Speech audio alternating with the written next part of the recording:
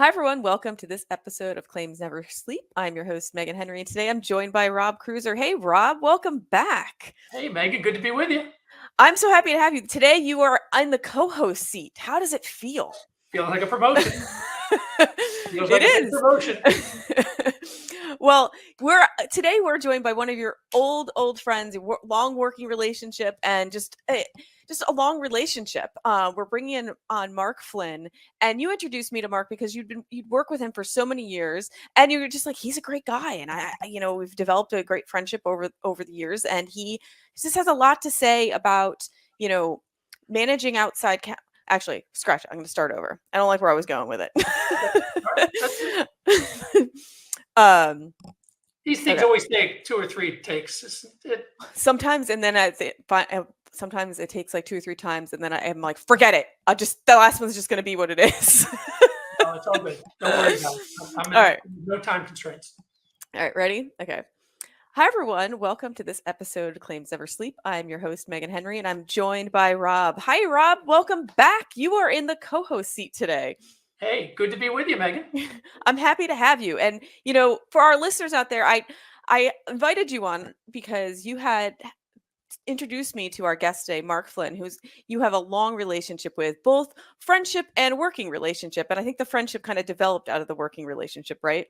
100%. I mean, we've been together working 25 years. I've seen him go from the TPA to the insurance carrier side to the company side. He's a lot of different roles, reinsurance, a lot of different roles. So wealth of information. I think, I hope the podcast viewers like him. I know they will.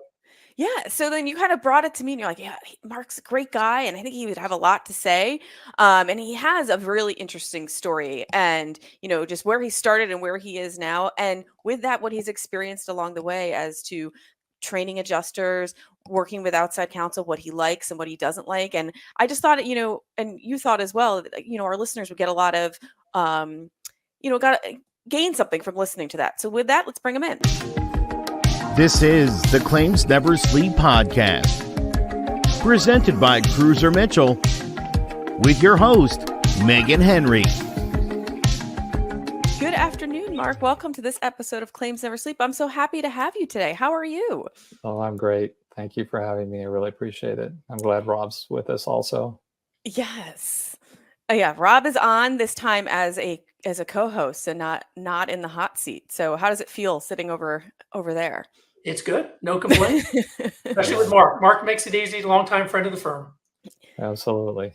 Yeah. And so for our listeners to know, a few weeks ago, Robb had reached out to me and he had said, I really think you should talk to Mark. We've worked with him for a long time and he's a great guy. And I think he'd be, a great guest to have on the podcast. And, after having a few conversations with you, I think Robb was right. Well, thank you. But, when we're on this program, I talk a lot with my guests about how they kind of got where they are, because everyone's, road into claims and road into legal is all different. And everyone just goes about it a different way. So I'm always really interested to hear each individual guest's path. And from talking to you, your path is, it's as interesting as the others. So with that, why don't you share a little bit about your background and how your path to claims began? Because I don't think it began in claims. That's right. It did not. And thank you for that introduction. So actually, before I get into that, I've got a little note here to remind myself to say that I'm not speaking on behalf of my current employer or any employer that I've worked with in the past. My current employer is Truist Financial Corporation. So I will be mentioning them as part of the story, but I'm not speaking on their behalf. But anyways, yeah, so thank you for that. I did listen to a few of the other podcasts that you've done. And so I kind of feel a little better that my story, it's as different as theirs, but I feel like I'm in good company because so many people have come into either claims or the insurance industry through, very circuitous paths.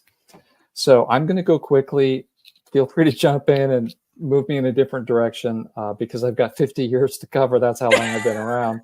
50 years since I graduated from college. I just realized that last month. It's been 50 years. But so I graduated with a major in theology I think Rob knows this. I minored in French also. So out of college, I went into pastoral ministry in Quebec for 4 years and actually did a lot of stuff, typical pastor type things, but also I was heavily involved in in organizing some conventions, that invited the public to participate in different meetings and whatnot. So I, here I am. I'm new out of college. I'm trying to figure out what I want to do for the rest of my life, and I realized that hey, I'm pretty good at organizing things, and realized in the course of time that I'm better at organizing things and events than managing people.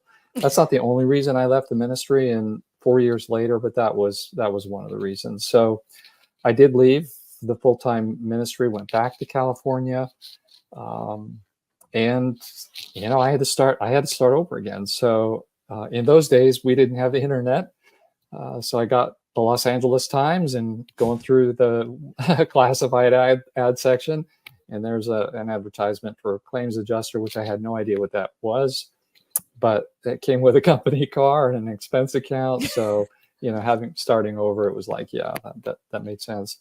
Anyway, long story short, to try to condense that, I ended up getting hired with a very large P&C insurer in Los Angeles. I started out as a field adjuster, which was probably one of the best things that ever happened to me, because I grew up sort of in a sheltered environment. But when you're out there pounding the streets of Los Angeles, and I mean every part of Los Angeles, the good, the bad, and the ugly. No cell phones in those days, so you're standing in phone booths, making phone calls and visiting all sorts of industries and factories and that sort of thing. And it's like, wow, this is how the world works. So it was pretty interesting. So I was a field adjuster for a couple of years, workers' comp, auto, GL, and moved into managing litigated cases pretty quickly, and spent a lot of time with court appearances, mediations, moved into complex mediations, many defendants type, mediations, sitting in the courthouse and in mediators' offices and judges' offices, sorting out some very complex claims. Moved into claims supervision as a manager, even though I wasn't great at managing people, probably better at managing technical things. But, when you're a supervisor over adjusters, you can tell them what to do and you don't have to worry about inspiring them to, be better or anything. It's just like, hey, there's a job to be done here. We got to settle cases. So that seemed to work out okay. After doing that for about 2 or 3 years, and again, this is in both comp and GL and auto, right? The basic casualty fare. They hired me into claims training. So for the next 3 years, I trained adjusters, and that was actually a blast. That I'd love to teach. I guess maybe that's in addition to the prior experience I'd had in Quebec. I realized I really do like to teach, and you get to take these new college graduates who had no idea what insurance was, no idea what claims adjusting was, but they're coming out of college. They get a recruiter. They bring them into the claims world, and I get to start from scratch. So, and train them the way I want, which I really enjoy doing. Yeah, go ahead. I was going to interject a little bit there, because when you were embarking on the training, what were some of the things? What do you remember were some of the main points or main skills that you were honing in on trying to teach these new claims people? Well, I would say, of course, there are just the technical knowledge that they needed, whether it was comp or liability, whatever. So teaching them about, because they're coming completely from scratch, knowing nothing. So you have to explain what an insurance policy is. Then you talk about legal liability and what all that means. And, whereas to me, by that time, it was all second nature.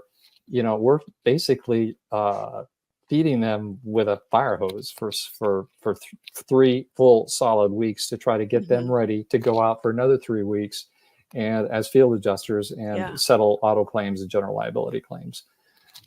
We had a session on time management, diary, negotiations. We spent quite a bit of time on negotiations. So yeah, I mean, it's like trying to give them all the basics that they need, and then not necessarily turn them loose, but it was kind of like that way, is turn them loose, let them come back and listen to their stories and successes and failures and whatnot. Well, And it's and like also, herding cats in some to some extent, because they can get into a lot of trouble out there. well, I was gonna say what was probably interesting too, or very different from now compared to then. Like you said, they're out in the field. There's no cell phones. Yeah, They have to kind of adapt and adjust on their own without calling back to the office. I feel like now, if you're a field adjuster, you have more resources at hand. You can always check in with your supervisor very, very easily. Whereas then, like, yeah, they, you experienced it too. You're kind of like, all right, I'm on my own. yeah, I just got to yeah. figure this out. I'm going to pound the pavement. That's right. Yeah, yeah. Hey, Mark, No, when you were in LA pounding the streets, did you have draft authority? In other words, did you have the checkbook where you could you found the claimant right on the street, you could write him a check, cut it, yes, I did. have your paper release and be done with it? That's it. And so that actually makes me think of a little story, if I can digress for a second. Yeah, So we love stories. as a trainee myself, they give me, of course, go through the 3 weeks of training, and now I'm out in the field for another 3 weeks. And my very first case was a slip and fall in a large department store. An elderly woman, I think, well over 70 years old. And I had my checkbook, and when I walked back, and she had a very serious wrist fracture. Now, remember, this is back in 78, so the dollars are a little different, but still, I go back to the office. I tell my supervisor, yeah, I got my first case. Here's the release. And he said, well, how much was it? And I told him the injury and all that. He said, it was for $7,500. He was like absolutely shocked. In fact, he was petrified, because I had undersettled this case. I had settled this case for too little, which was, definitely not what I expected. He made me go back out and settle it for a higher amount. Really? It was just too small of a settlement for that kind of injury. So anyway, yeah, one of those experiences. Well, I think more people don't realize today, and I had the same thing as you. We used to have draft authority. I had the checkbook. So if the adjuster called and said, you have authority of 100 or 200, I even signed a check for $1 million one time. Is that right? And I just signed my name to their check. This is not a Cruiser Mitchell check, to their check. And that's how it used to be until I could never sign a check for a vendor or anything like that. But for a claimant, I had the checkbook in my office. And they had that for their assigned counsel. And then Sarbanes-Oxley came and all that went away. Yeah. Yeah. I did not realize that. I did not realize that. Man, and trusting you with a checkbook like that? Yeah. So I can say things were different. That's right. Yeah. So anyway, yeah, after that, the claims supervisor, then a trainer, and then they created a new position. So this is mid 80s by this time, and as a litigation expense control manager. And I got that role for the western part of the United States. I had absolutely no idea what I was doing, honestly, knowing what I know now and having been around Cruiser Mitchell for a few decades. I wish I had known then what I know now. But anyway, it was it was kind of short-lived, a good experience. It was a good experience because, of course, by this time I had worked with many different law firms and defense lawyers, right, over the years. But by this time, I'm sitting down with some of the larger defense firms and trying to explain to them how important it is to us, to the company, to try to figure out a way to reduce legal spend, whether from the expense standpoint or damages. But I think the focus was more on the legal expense. So honestly, I got so many, oh yeah, this is great, so glad you're here, blah, blah, blah. But it was honestly, as I look back on it, it was just part of the same old, yeah, we're glad you're here, but as soon as you're gone, we're not going to make one thing. We're not going to make any changes, right? or if they did, they were just going to make up for it in some other way. So, none of them, I say none, were on board with a real paradigm of trying to resolve cases sooner, earlier, cheaper, more strategically, all that kind of stuff. It was just, but it was a new initiative. So, and I wasn't around long enough to really see it through. So, and when I say that part, I mean, I was recruited at that time by a reinsurer. They came after me. So I was like, how would you even know what I was doing or who I was? But these recruiters, they sort of troll around. And so, long story short, I'm finding myself working with a bunch of claim attorneys, is what they call them, at a large reinsurer, because they were all, not all, but most of them were attorneys, they claim attorneys. I was not. And it was interesting. I thought, well, why would they hire me? But anyway, I guess they saw something that they felt they could develop over time. So for a couple of years, I worked as what we called a claim executive.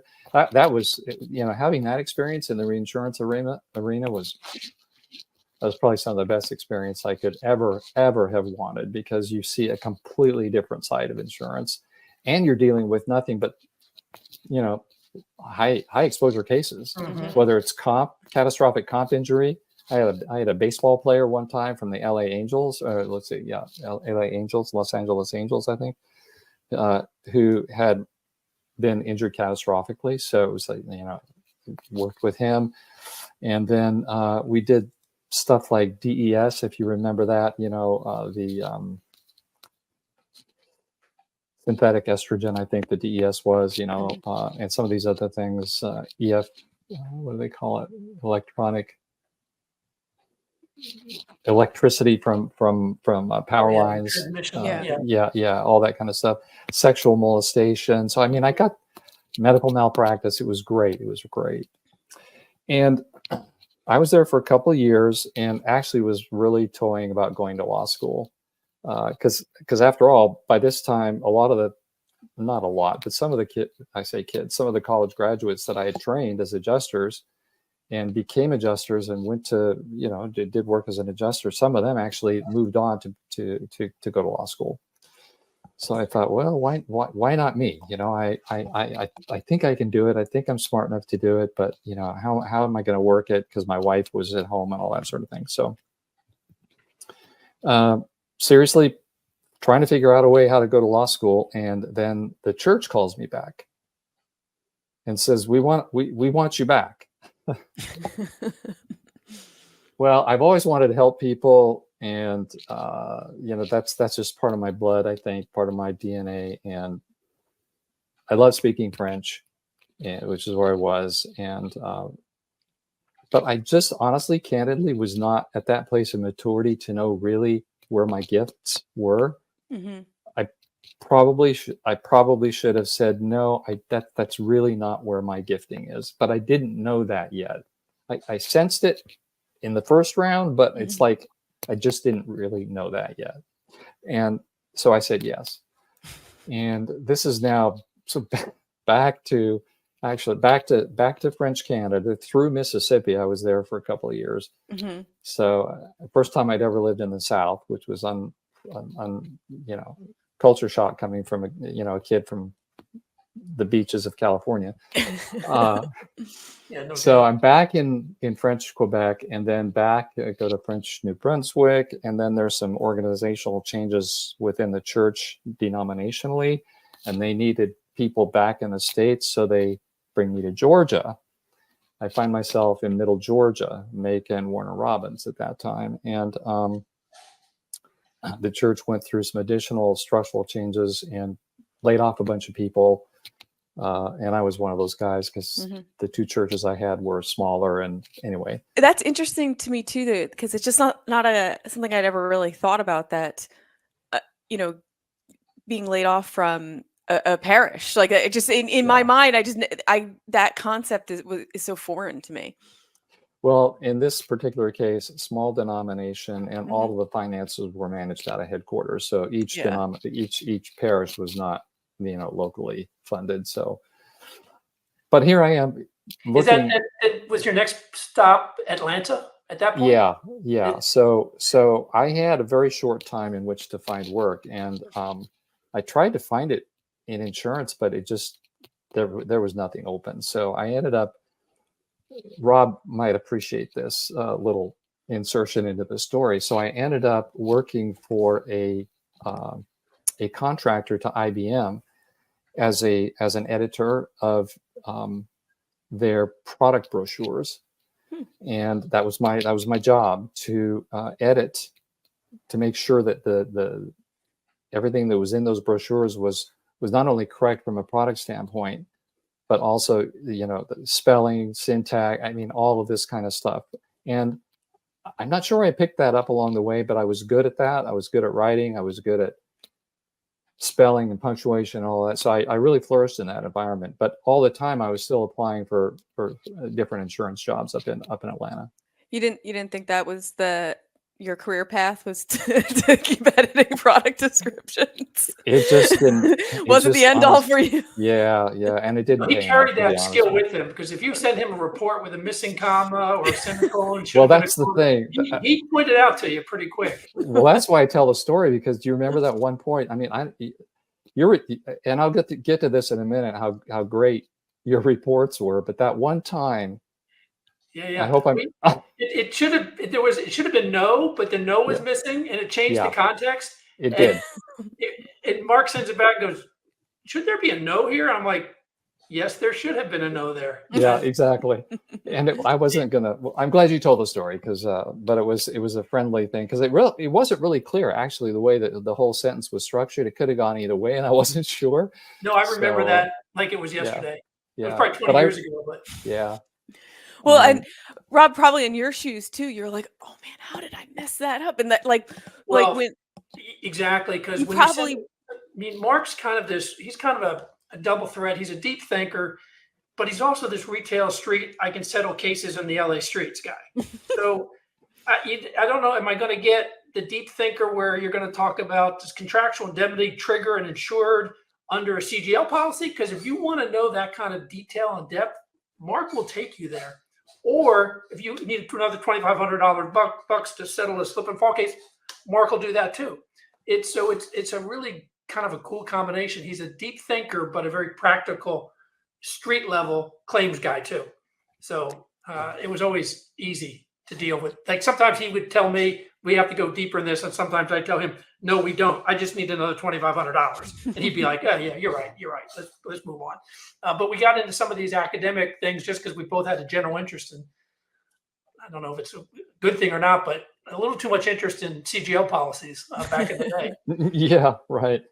Now you're making me think of that story. We'll get to the scorecard in a little bit from Robb's scorecard that he kept on the cases settled for our firm. But one of those was this case, and I can't remember.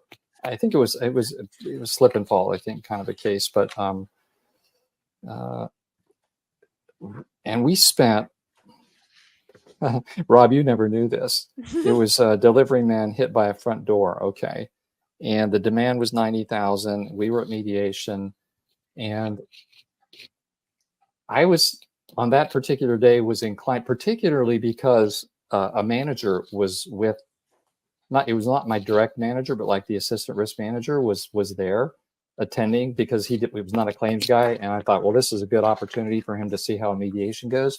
And he was like livid that we would take the entire day and pay Robb Cruiser, whatever it was, $120 an hour or whatever it was at the time, to settle this thing for under $10,000. And it took us all day to do it. But we got that, Robb got it settled for under $10,000, in below $9,000, actually, I think, if I'm not mistaken. But anyway, it was like, that was one where it was just out of principle that we were not going to just dump some extra money on it. We needed to get that thing down to like the bare, and we got a good deal out of it. But anyway, back to my story. So now I'm in Georgia. I get called by I put some feelers out, right? And anyway, long story short, I got into working for a boutique TPA Now, this is my first experience with TPAs. I've been with insurers, reinsurers and whatnot. And I never thought about it before, but if you don't have a client, you don't have a job. I didn't even know about any of that because it was a dedicated unit, only one client. It was a European insurer, and we did construction defect litigation. So here I am again, a non-lawyer working with a bunch of claim attorneys who are really, frankly, a lot smarter than I was, and who knew a lot about coverage. We were actually so we were doing the job of the insurer at that point.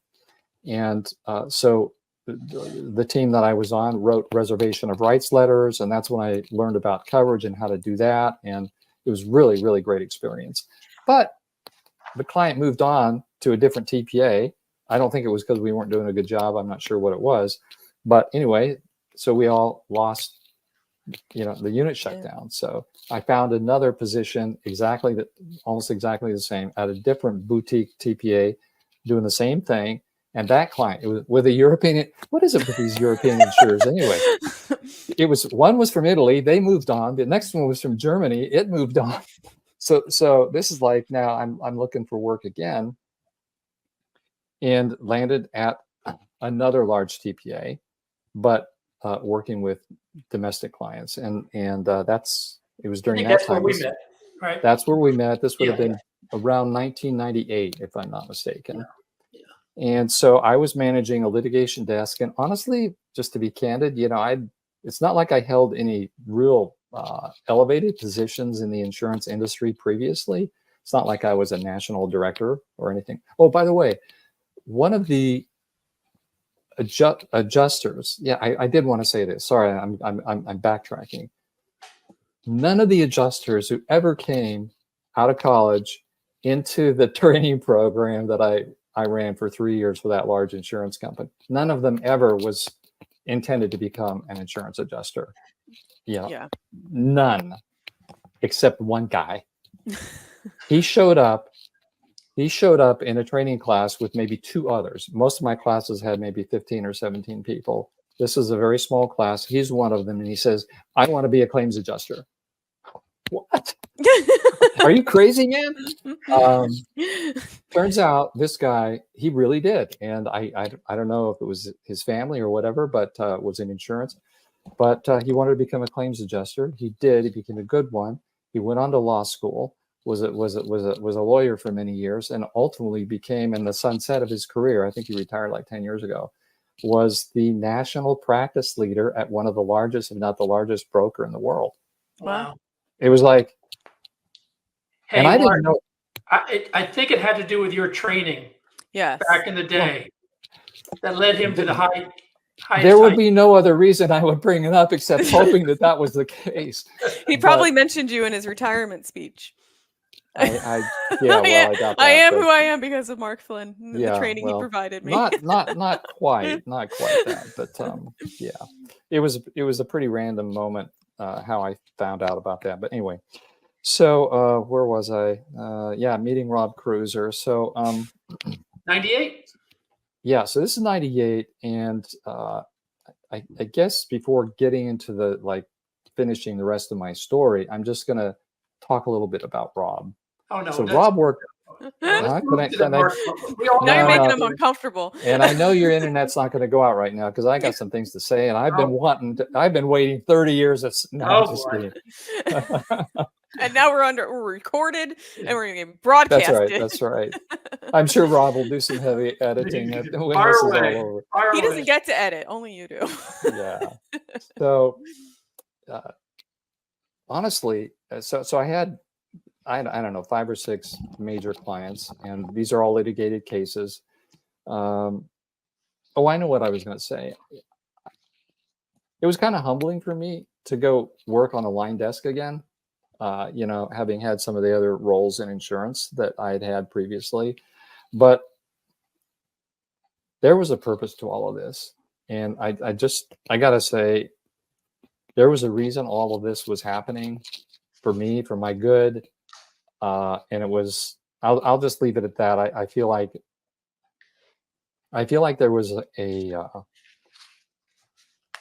I just feel like Providence was involved in my life at that time, because even though it did not look very glamorous compared to some of the other things I had done previously, things were the foundation was being laid for me to end up moving on and getting to where I am today. And I am in the most fulfilled job I've ever had, ever, in this sunset of my life. And I'm so grateful for it. And, but so Robb was a huge part of that, because, you know, I had worked with defense lawyers over the years and had struggled with trying to get them to, you know, just do all the things you want a good defense firm to do, right? And when I met Robb, he was responsive. He reported timely, regularly. He Mostly anticipated, accurately, with exception. and I would say 99.9% of the time accurately. He anticipated the questions that I as a client would need, which is really important. And I'm thinking, I'm not sure at that time. This is still before, like, it's probably not before yeah, it's not before like Word software. I'm not sure if Microsoft was big then, or WordPerfect or whatever. But I know when I was going through as an adjuster, we didn't have laptops or computers or anything like that. So we dictated all of our reports, which forced us, when we got the dictation back, it forced us to review what we had written.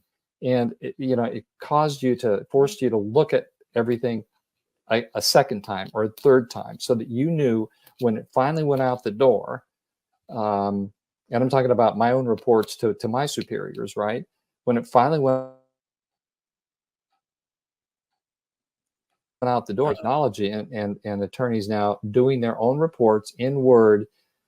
Yeah, you're going to review it a little bit, but you've got the little help thing in Word to identify all the errors and stuff like that.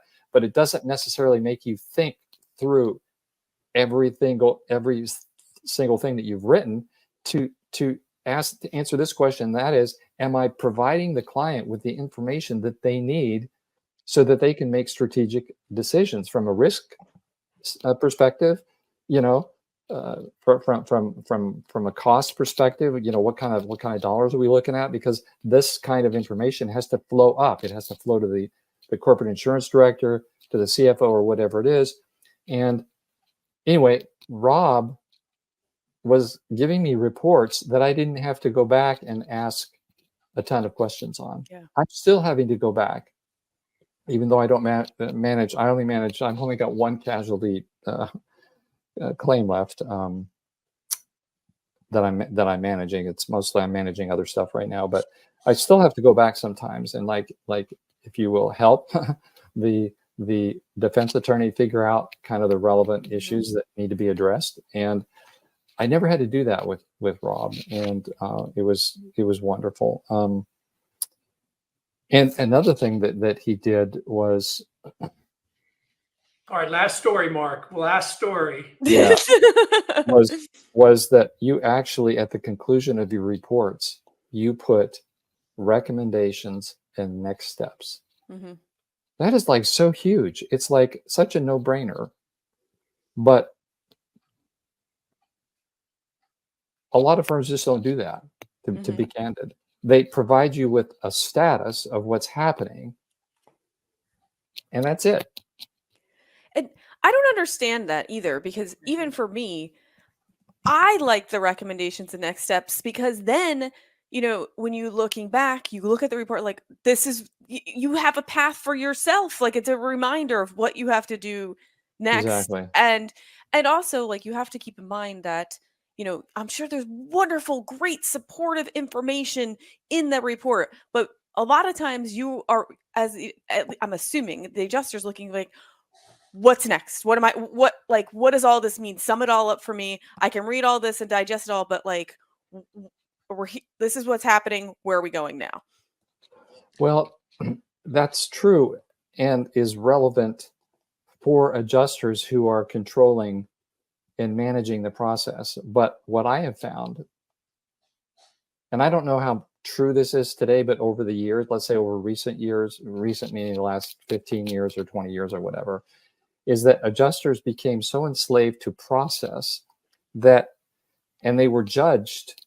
And I'm not just talking about the TPAs that I worked with, but as I interface with adjusters at mediations and things like that, it seemed like there was such a heavy focus on making sure that the I's were properly dotted and the T's were properly crossed from a compliance perspective, an internal compliance perspective at the TPA or the insurance company or whatever. And I get a lot of the reasons behind all of that is so that nothing falls through the cracks. But when you get so overly focused on process, then you drift away from the strategic thinking aspect of it, and the adjuster then will. It's very easy for the adjuster to then default to the defense lawyer to kind of just run with it, because as long as the adjuster is getting those boxes checked on all the compliance part of it internally, there's really, they're good. They won't be questioned. Yeah. To Megan's point, having the plan at the end, recommendations, next step, the goal was always, if adjusters particularly busy, they have 50, 100 claims, they could just basically skip the whole report and go to the last page. Now, that's right. Believe me, we don't want long reports, page 3 or page 4. They could just say, oh, here's the plan. That plan makes sense. I don't need to necessarily understand everything because I've got 5 cases on fire I'm waiting on. So they could just look at the plan and go, okay, that's the plan. That's the timing for the plan. Now I can put that into my claims notes. I'm good to go. Or I can just one email back like you would do, Mark, and say, approved, plan approved. Yeah.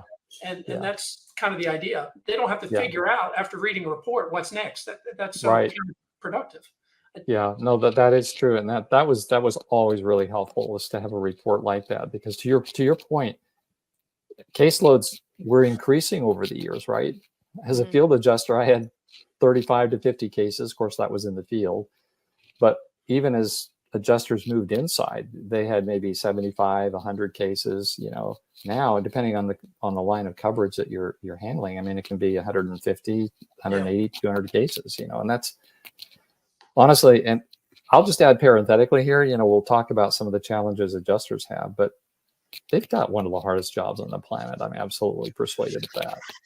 When you talk about the kind of caseloads that they have, all the compliance things that they have to meet, I could not do an adjuster's job. I had a hard enough time just managing that litigation desk at the TPA I'm talking about. When I met Robb, I had probably 120 cases. They were all litigated, but of course my downfall is I'm too detailed, I'm too punctilious, I'm too analytical, and it's like slogging through the mud to try to, and I need somebody like Robb to get to the bottom line. Sometimes you got to go just to the last page, Mark. Just go to the last page of the report. You can't look at all the detail all the time. Don't try to find that no. Exactly. You will find it. Listen, I'm getting better. 50 years in, he's getting better. That's good to hear. Yeah. I think what cemented my relationship with Robb, and I knew Bill, it wasn't because Robb took me out to like a lot of fancy lunches. I mentioned this to him earlier.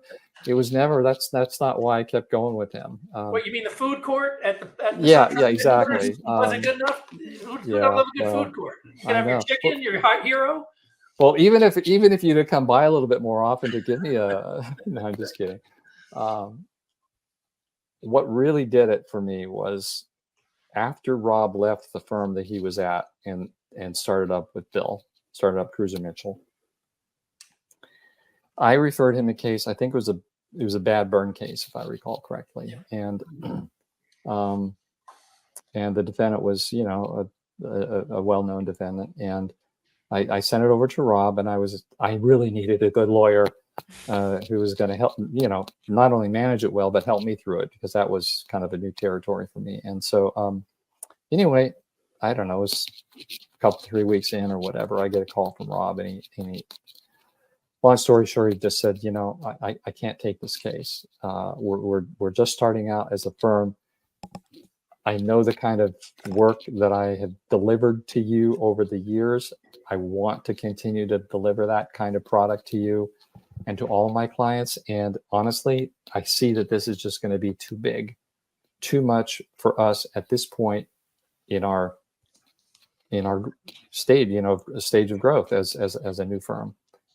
I was absolutely shocked, honestly. I had never, in all the years that I've been managing claims, I never had a firm turn down a case. Never. And I thought, and I completely understood and respected that so much. We found another law firm, that I'm sure did a good job. But that is the one thing more than any other that has tied me to Robb's hip ever since then. Yeah. That's how I impress Mark, by my non-work. Non-work work. That's quite a testament. It was I like amazing. Rob because of his non-work. But that speaks to one of my greatest frustrations, because I've always had a heart for like new startups and new law firms, or when they break off and partner up with somebody else.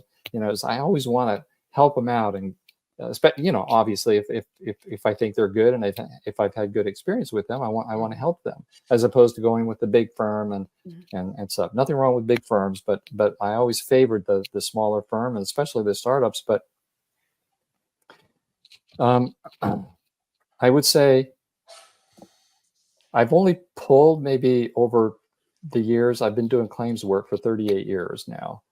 When you take out that time that I was working for the church, and I probably only pulled maybe 5 to 7, less than 10 cases for sure from different lawyers over the years. But the two reasons that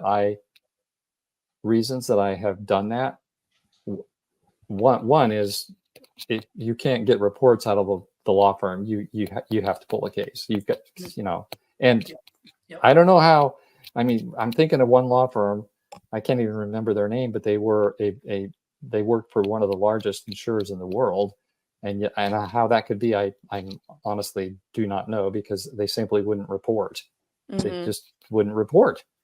I might get a report once every 6 months or something. But anyway, I finally had to pull a case, and I loved the guy. We had a great relationship, but he wouldn't report. So timely reporting is huge. And of course, the content, as we've already talked about. But the other thing is,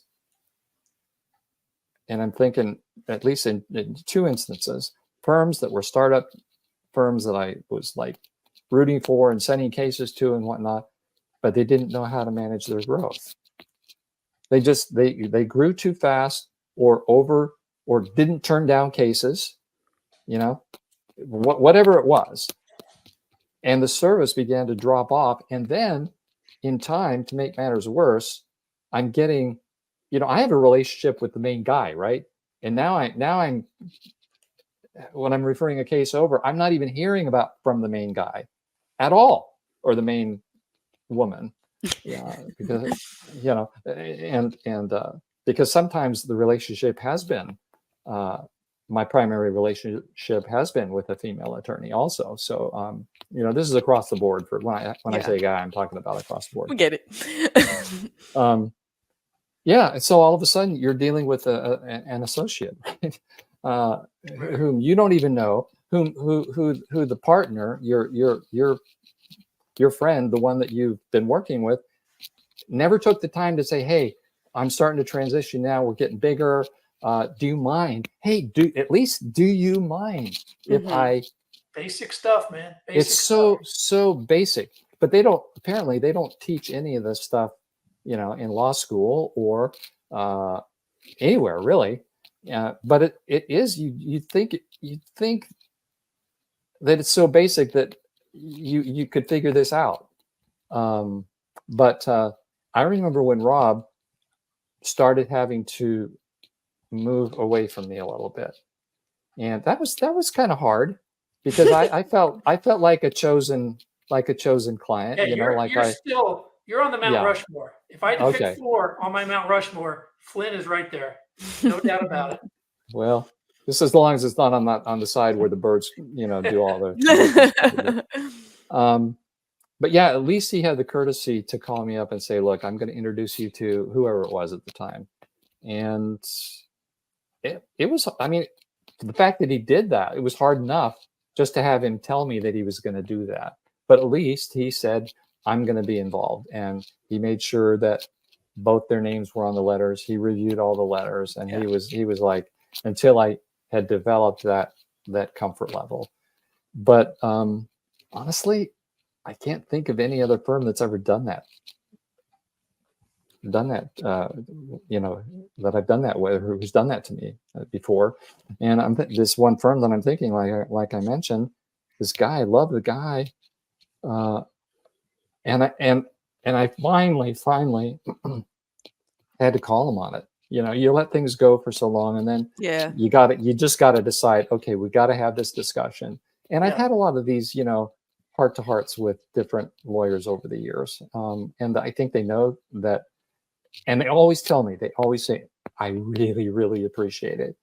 They appreciate the fact that you call them up instead of just stop sending them cases. Yeah. Or you know, rupture the relationship without any explanation. That's just as bad me doing it on my end, right? So they always have said, thank you so much for calling me and telling me. I absolutely agree with you. And I would say after a call like that, you know, heart-to-heart talk like that, I would say probably 75% of the times where I've done that, the attorneys have really responded, and they get right back in, and they take care of the problem. They realize that it was a problem. 100%. I mean, if you called me and gave me some feedback, I mean, I would so much appreciate that. And if you got a person who didn't appreciate that, then you're with the wrong person. Yeah. You know, when you have this relationship with, like you and I do, and if you give me the call and say, hey, you need to take a look at this, I'm like, thank you. If Mark says we need to look at it, we need to look at it. Yeah. I mean, to me, that's the part of it. It's easy when everything's going great, and most of the time it should go great. Yeah. But you know, you're going to have the one-offs here and there where we need to course correct, and that's where integrity and honesty, you either have it or you don't. You either have a long-term relationship and commitment, or you don't. And if I can't call you, Mark, and say, hey, you need to look at this, you know, you've been putting me off, or vice versa, then you just can't optimize the relationship and the outcomes. Yeah. So, and I like what you said there about relationship. It is, in fact, a relationship, and it's more than just a business endeavor, I guess, or a business interaction. It's not just transactional. To me, I'm a long timer. You know, I get me with the right person, and I'll go down the road until the sunset. You know, it's just, and it's so important. And as you well stated there, Rob, honesty in the context of the relationship, I think, is really good. It helps recalibrate the expectations. And it fosters just candid exchange of ideas and thoughts on both sides. 100%. Yeah. Because there's things, and I've told adjusters this over the years. I say, you know, okay, so particularly when I was on the client side, so I never did finish my story, but on the client side, I would tell adjusters, I would say, look, tell me if I'm doing, I know I'm the client, but tell me if I'm doing something that's making your life more difficult or too challenging, because I've been where you are. You know, I've been where you are. I've sat on your desk. I've done everything you're doing. I've done, and I know that you've probably got the hardest job on the planet. So I always thought you did that. Like Mark, he sent an email out to. It wasn't an email to me with the assignment. It would be an email to me, the TPA, the 2 or 3 people on the TPA, the person at the bank or the security service. So it would be like 6 people, and all the documents would be attached. And then he'd have Robb verbiage for me to do. Then he'd have Tara was one of our judges. Tara, get this to Robb, or get this to so and so. Another person. So we all saw in one email. Mark talks about he always thought himself as a good organizer. I always thought of him as a very good sequencer too, organized sequencing. So in the referral email that went out to all the decision makers, we all knew our role. We didn't have to figure it out. And that may seem like a very small thing, but when you have TPAs, when you have internal, external, third parties that are relating, like we had management company, we had security services, and they're all in one place.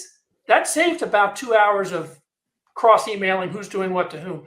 And I just can't underestimate how much efficiencies that promoted in the case handling. We don't get that. I mean, sometimes Meghan will tell you, you get an assignment, it's one line, and it's a complaints attached, and you're like, there's a demand attached. We represent the insured, the insurer. We handle it. Yeah. Then you got to call, and they're not. People don't call as much anymore. By the way. No, right. So that kind of organization, that, I mean, you may think it's a very small thing, but actually, if you look at my acknowledgement letters, my acknowledgement emails are a lot like what you used to send to me. I have the people, like I have it to the claims person, then I have it to our file opener, then I have it to the attorneys, and they're all in one. You could look at it, Mark, and you go, Cruiser stole my email. Yeah, right. My email. And it's probably true. And the attachments or the complaint, all the stuff. So it's you probably have a lot of people that have stolen your stuff, Mark, and you don't even know it. Well, that isn't that what it's all about, though, is just sharing the wealth and the experience. So maybe I'll go back to my story to finish that off right now. So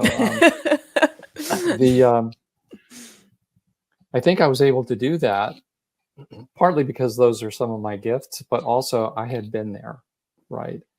I had been to where all of these people, except on the defense, attorney side, but all the other parties, I kind of walked those paths before and knew what it was like, and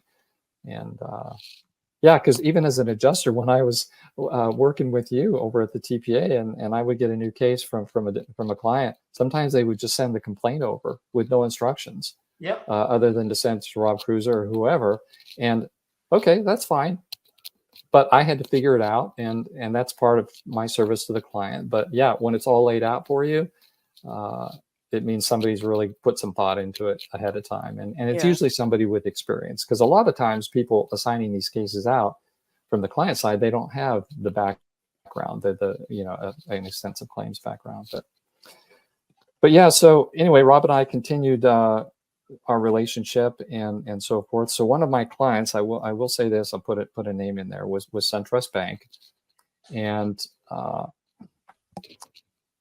not sure when I was able to get some cases over to Rob, because they had their preferred attorneys and whatnot. But anyway, SunTrust, after working their cases a couple 3 years, brought me on into their risk management group there in Atlanta. So I was working the casualty cases, not workers' comp so much, but the other casualty claims, CGL, auto.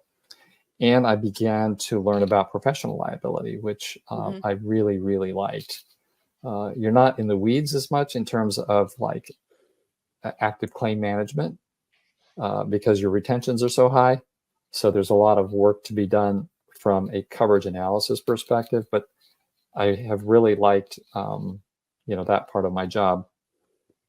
One of the other things I did during my employment with SunTrust was, and I just love this, I love the training aspect of things. And so I would go to law firms, I would go to TPAs, and to teach seminars, facilitate seminars on coverage or contractual liability, presentations at RIMS or PLRB or some other industry conference, and those were always great to be able to do that, and I really enjoyed that. But so then SunTrust got bought out in 2019 by BB&T, and that merger, if you will, formed the company called Truist Financial Corporation, and so that's my current employer. I actually did lose my job at SunTrust, and so ended up at McGriff, which was a broker, and they were a subsidiary of BB&T. So I lost my position at SunTrust, but anyway, came on as a legal consultant, if you will. And by this time, I had to be very careful, because sometimes people would think I was a lawyer because I get too close to that line of talking like a lawyer, even though I don't really know what I'm talking about. And so, I started putting in my email signatures, I'm not a lawyer. Please do not, please do not interpret this as being, legal advice or anything like that. I found I will correct you. You may think you don't know about much of it as lawyers do, but I'd put your knowledge of contractual indemnity against a lot of attorneys I know. Well, speaking of contractual indemnity, there's one thing that's it's kind of rubbed me a little frustratingly with not all defense attorneys, but both adjusters and defense attorneys sometimes. When they recognize a tender opportunity to a contractual partner or a supplier, and usually when they articulate, write up the tender and everything, usually, not always, at least 50% of the time, they forget to tender on the basis of not only the contractual indemnity within the supplier contract, but as a putative additional insurer. I knew you were going to say the additional insurer. I knew it. I knew we wouldn't get through this podcast without you saying the additional insurer. One of my favorite subjects. Do you ever want someone to look at a D&I letter? Mark's your man. Well, what's really been cool is fast forwarding. So I was at McGriff for a couple of years, and then the Truist corporate insurance director brought all of the McGriff team, which was doing the outsourced claims management and insurance placement and all that, brought it on to Truist. So I've been with Truist now for a couple of years, and I love my manager. But one of the things I get to do is look at not just your average contract. I don't want to have anything to do with that, but like real specialty projects like NDAs with insurers or whatever. I just love that because I get to contribute not from the standpoint of having the legal knowledge but the fact that I have handled claims for the last 38 years, and I know what a claim can look like if this wording it stays in the indemnification section of the contract. No, you can't do that. You got to change this wording. You got to change this phrase. So it's really, come full circle till I'm back to where I'm in a position where I feel like I'm really helping people. And yet I get to use I don't have to manage anybody. I don't have to inspire anybody to be better. Although I try to be a good teammate, of course, but I get to, I'm a subject matter expert, when it comes down to a non-lawyer, make sure I say that, a non-attorney, subject matter expert when it comes to like coverage. I love looking at insurance policies, whether it's CGL or a D&O policy or whatever. I mean, give me an insurance policy to read before I go to bed. I mean, that helps me sleep better. And I wish, had I done it all over, I would have become a coverage lawyer. I wouldn't be good in courtroom. I can tell you that. I'm not like Robb. I can't think quickly on my feet.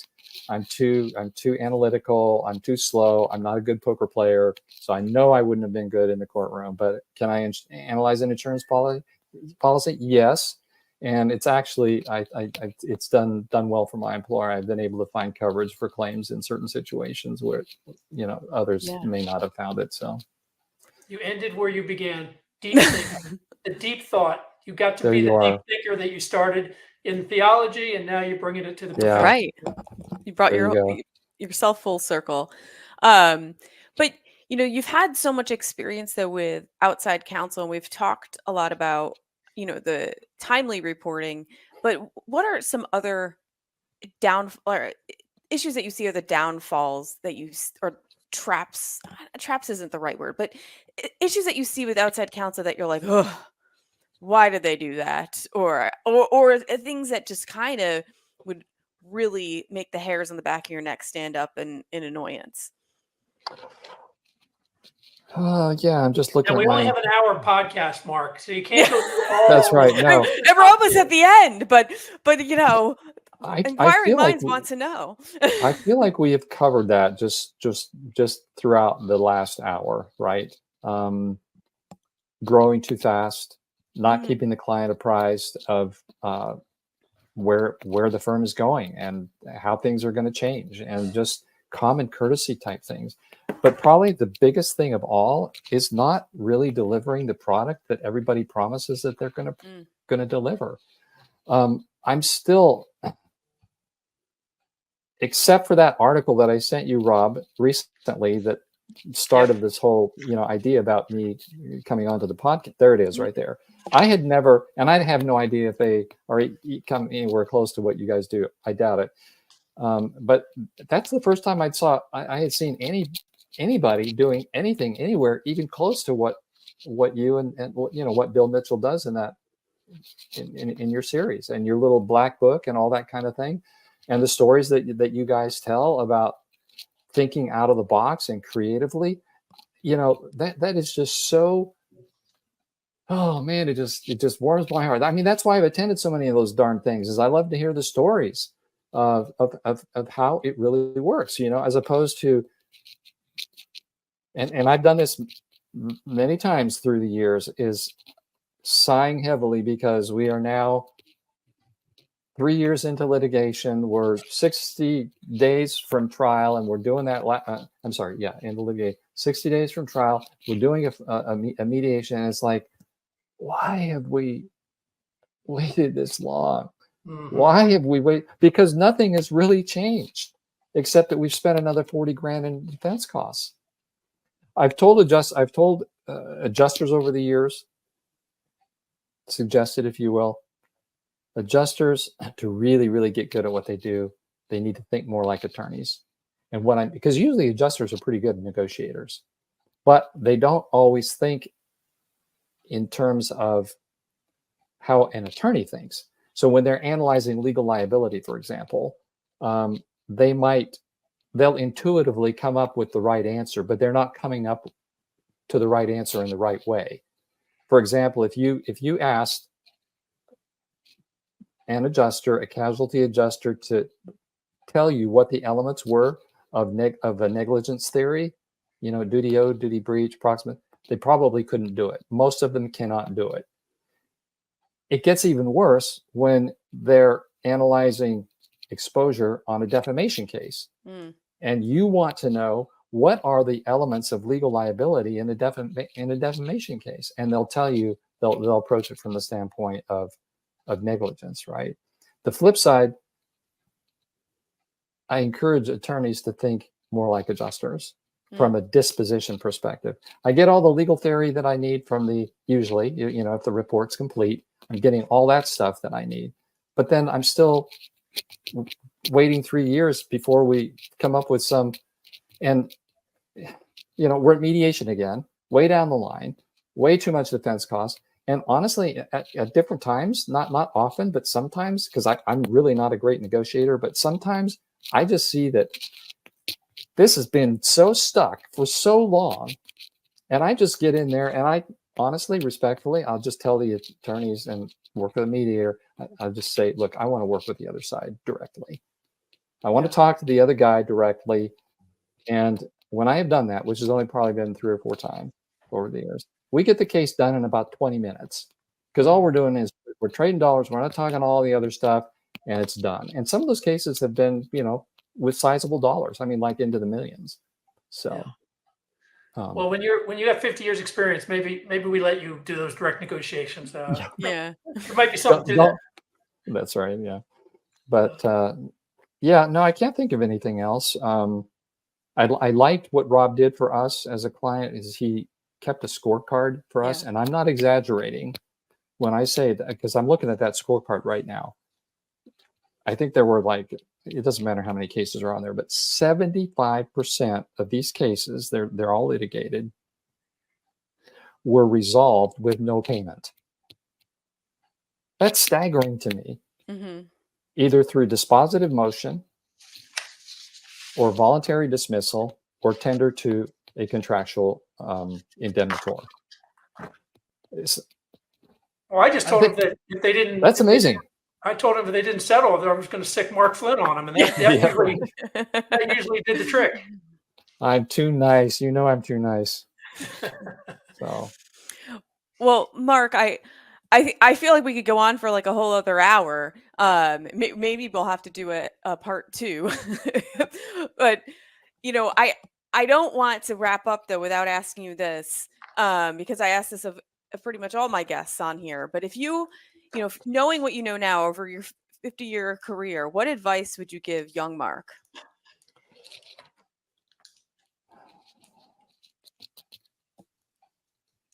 It's okay not to have it all figured out yet. It's okay. And I know we all have different journeys that we take through life, and some are more faith-based than others, but for me, that's been a huge part of my life. And I think for me, it would have been, if I'm talking to myself, it's just hang in there. You know, your higher power is going to show you the path. You just got to wait for it. And that's been huge for me. Yeah, and you've had a lot of curveballs thrown your way too. Yeah. You know, and you handled them with grace, and just knew that it was going to work out. Well, I think part of it too, honestly, and these are the last things I wrote down in my notes, is that, through the insurance experiences that I've had and the claims and whatnot, the three things that stand out for me are relationships. And I'm thinking about like this firm, for example, with Robb, and now Meghan. It's, you're in the loop. You're part of my relationship. You're part of the circle of relationship here. And I think it's just so. Can you put a price tag on relationships? You just can't. Even though Robb and I, we used to interface all the time. I don't even manage casualty claims anymore. And yet we still touch base. It might not be 3 years since we talk with one another, but it's like when we do, we haven't lost a beat. Yeah. And we're talking about, getting together for lunch halfway between St. Simons and Jacksonville, the next time you're down this way. So that's huge. And then just the whole, for me, the claims world has provided so many opportunities for me to kind of discover what I'm good at. Some people have it figured out. I don't know how they have it figured out when they come out of college. I want to be a lawyer, I want to be this, or I want to be that. And they go down that path, doctor, whatever. I never did have it figured out. Obviously, my story tells that, but there are opportunities along the way. And I think when you just try to do the right thing, take one day at a time, do the next right thing, take the next step, try to live well and not for yourself, but for others, and approach life from a giving standpoint. I don't know, just somehow it seems to come together. Yeah. It may not be pretty. My story is not a pretty story, but I'm so grateful at the end of the day to be where I am, and I just know that that I was just participating. Really, I didn't make it happen. You probably made some of it happen. Well, when I got hired at General Re, I'm sorry, I was not intending to mention companies, but that was the reinsurance company that I worked for, was General Reinsurance Corporation. I was coming off some pretty hard times as an adjuster. And when I interviewed, this cracks me up, but I wasn't dressed that well. I didn't even have a suit. So I had to figure something out there. I had my shoes, and this is probably from walking all the streets of Los Angeles, but the holes in I actually had holes in the soles of my shoes. Right? Wow. And there were computers in those days, but there wasn't like word processors. The resume that I had put together was on this old computer paper that had the wide computer paper with the green line and the white line and the green line and the white line. That's what my resume was on. Okay. And I go in and I'm interviewed to work for a team of other lawyers that have all been to law school and are smart and driving Cadillacs, and they hire me. It's like, good stuff. That wasn't me. I'm telling you for sure, Meghan, that was not me. I think you need to give yourself a little more credit, but we can agree to disagree. Yeah. Okay. Well, this has been fun for me. It actually turned out to be a lot more enjoyable than I thought it would be. So I told you. Here's my I told you so moment. Well, that's right. Yeah. of course, for everyone listening, if you like what you hear, please like and subscribe to Claims Never Sleep. And you can find us on all your favorite streaming platforms. You can also find us on YouTube. But Mark, it has been absolute pleasure having you on. Rob, thank you for joining me both. again. Yeah. And thanks again. This is the Claims Never Sleep podcast, presented by Cruiser Mitchell, with your host, Meghan Henry.